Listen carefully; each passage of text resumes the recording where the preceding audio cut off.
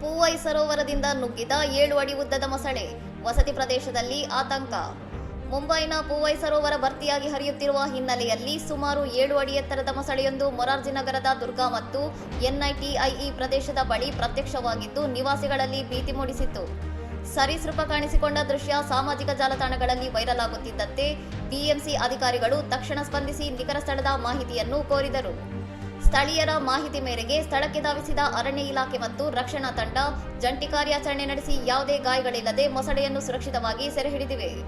ರಕ್ಷಣಾ ಸಿಬ್ಬಂದಿ ಮೊಸಳೆಯನ್ನು ನೈಲಾನ್ ಹಗ್ಗದಿಂದ ಕಟ್ಟಿ ಮುಖವನ್ನು ಬಟ್ಟೆಯಿಂದ ಮುಚ್ಚಿ ನಿಯಂತ್ರಣಕ್ಕೆ ತಂದ ದೃಶ್ಯಗಳು ಸಾಮಾಜಿಕ ಮಾಧ್ಯಮಗಳಲ್ಲಿ ಹರಿದಾಡುತ್ತಿವೆ.